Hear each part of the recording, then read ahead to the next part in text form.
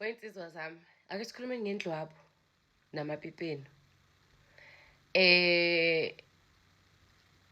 Uma ungangazi ngona usekelelo ngakancamala Sibongo. And ngidayisa ama-products ukuthi abantu balalane kahle basizakale empidini. However-ke ngithola abantu abaningi abahlukahlukene mangabe befika bezothenga i-product of which kwenza ukuthi ngibuye kunye ngizonichazela la ngepipi-ke kodwa-ke kule video. Mangabe uyinsizwa ehlala kude, siqale nje la, indlwabu niyayishaya. Akunandaba ukuthi uthi he ubheka lena uthi hayi indlwabu niyayishaya. Iningi lenu nje indlwabu niyayibhixisa. But indlwabu-ke kaZulu iwumphiko. Hayi indlwabu nje iza njengento eyihlazo yenziwa abafana abancane abasalusa iy'nkomo mase usuyinsizwa nje endala hayi nithi nina mase niphika nithi indlwabu anisayishayi. But-ke abanye bayayishaya indlwabu. Mawuke umshayi wendlwabu kodwa uyaphika ukuthi uyayishaya indlwabu, it's okay. But uyazazi ukuthi uyayishaya, ngicela ungilalele. Indlwabu mthandwa zami mawuyishaya usewuyijwayele ukuyishaya. Kulama products engiwadayisayo ayikho engakusiza ukuthi uyiyeke indlwabu. Indlwabu nje usazoqhubeka uyishaye and indlwabu vele into yakho. Indlwabu i-addictive. Indlwabu ifana nobhema ugwayi ukuthi uma ungawubhemile ugwayi unento ezobithi ena ugwayi awubhemile. Ngimile nje la kunina ngiyayishaya indlwabu. Ngiyayishaya impela indlwabu kodwa-ke angikho addicted. But from time to time indlwabu ngiyayicabanga. Hayi indlwabu ngiyishaya ngisho kuthiwa kade nginomuntu wesilisa. Uyavuka ehamba emsebenzini ngisala la ngidonsa i-pillowcase lami ngilifende nje ngibe right, yebo. From time to time kuyenzeka ngibe so busy uthola ukuthi kuphele isonto kuphele 2 weeks angiyicabangi nami indlwabu.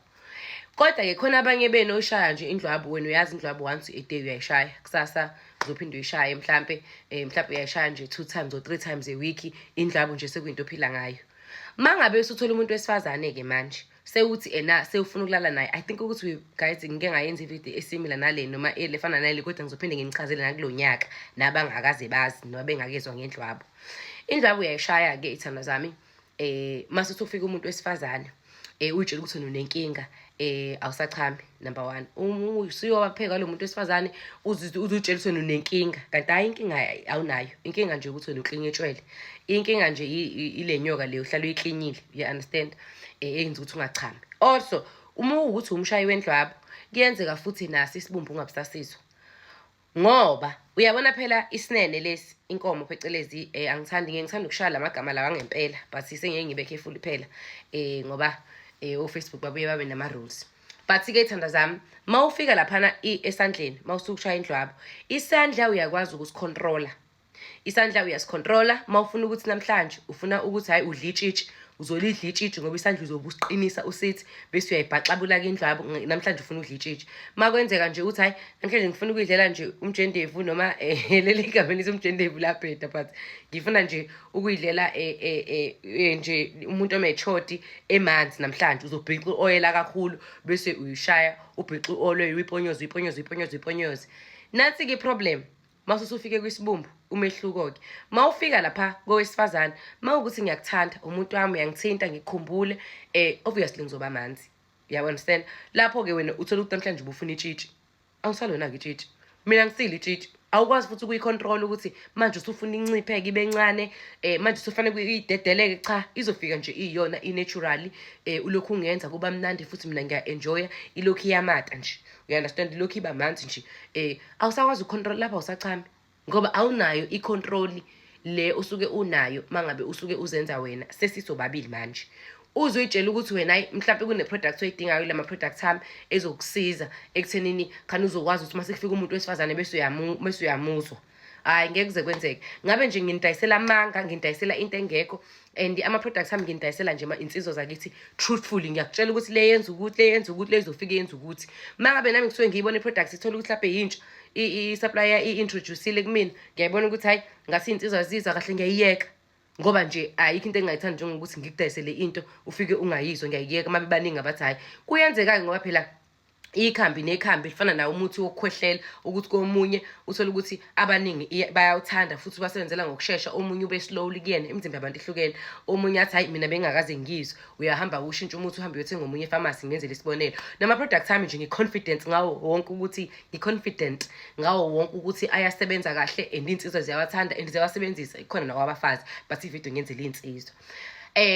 Ikhona-ke insizwa engathi hayi mina ngenxa yokuthi unenkinga yokuthi uthanda ukushaya indlwabu, mhlawumbe uzothenga i-cleaning herb le ka-R170 uyayibilisa nje uyiphuze. Ikusiza ukuthi mase libhocobele likwazi ukuthi liqine libuyele futhi. Hhayi uma ningasavumi, uma ningasanayo nje inhlansi, wena usudinga le ka-1.2 esiyobizwa ngomkhulisa pipi uzifo zonke wepipi umveva, ilo ka-1.2-ke lowo odingayo uma uthi alinanhlansi. Kulele linayo nje inhlansi ukuthi seqala ukubhocobala selinokukhathala libuye livuke kudala, i-cleaning herb-ke le ka-R170 ukha nje i-teaspoon yabo nje ingaka nje ukha ama-teaspoon awu-5 noma nje wonke ubale ngama-teaspoon. Uma ukuthi awu-5 ama-teaspoons ufaka amanzi awu-5, iy'nkomishi eziwu-5 zamanzi ebhodweni, kubile bese-ke uyakustreyina ukucwenge ususe konke amahlamvu lawa azobe esele. Uthathe lokho okusele-ke ufake efrijini. Ama-products ami waphuza-ke e-warm, so ungafaka efrijini kube warm-ke ufake efrijini. Ekuseni mase usuphuza ungafaka ku-microwave kuthi ukuthi kubantu umuntu bese uthi galagaqa ntambama futhi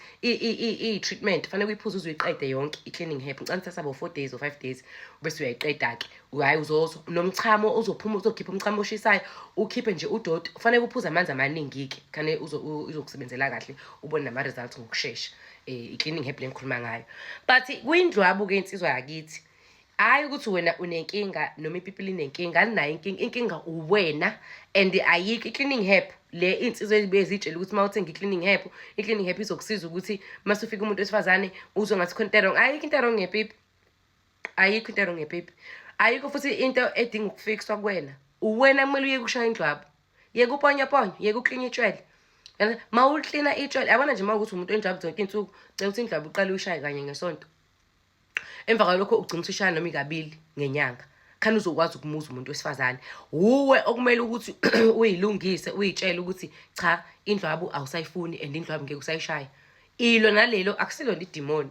Si-explore ngendlela ehlukahlukene and ngiyayihlonipha indoda eshaya indlwabu kunendoda ehambelana nawo wonke umuntu, ilanda wonke amagciwane ney'pirithi zabantu nemimoya emibi ngaphandle. Ungcono khona ushaya uponyoponyo, uyiponyoponyozele uwedwa. Uyabona into leyo?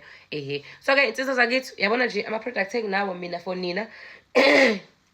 Nginomveva lo ka-350, umveva ka-1200 lo esiwubiza ngozifo zonke wepipi umkhulisa pipi.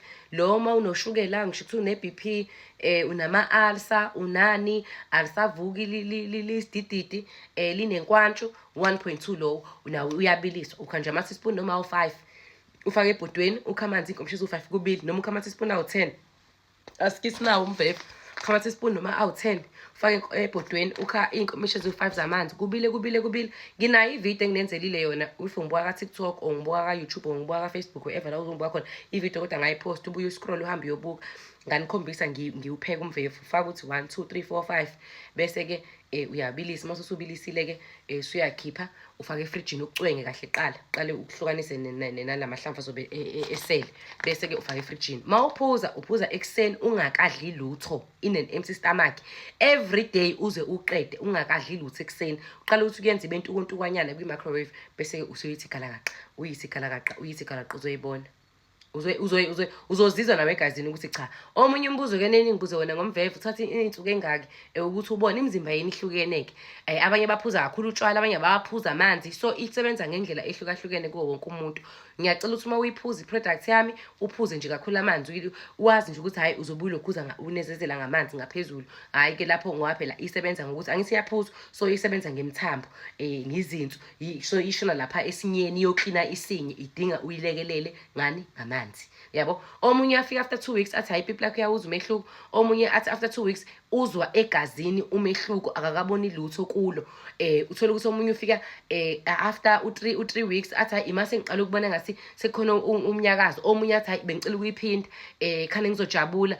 And enye into iya-enhance ayithanda zami, ngeke nginike umgxusha noma umdondoshiya noma athi omunye ngifuna libe dek mina bese ipipi lami liba lide. Angikwazi ukukutshela ukuthi mase usuyiphuzile izobe isikunikeza kube kangakanani. I-product izokwenza umsebenzi. Bese ngiba ne-Congo dust leyo kuphuza ukuchama i-R170. Uthi nje uyithinte bese udonsa ipipi la phezulu embotshweni, uthi kanje bese ufaka ilentuzana i-condom noma iplastiki for about 30 minutes to an hour uyihlalele nje ubukele i-TV bese uyaliwasha. Ungakwenza namhlanje ezakusaza umeme noma ukwenza ekuseni ezosantambama. 170 Congo Dust i-cleaning herbs engikhulumele ngayo ka-170.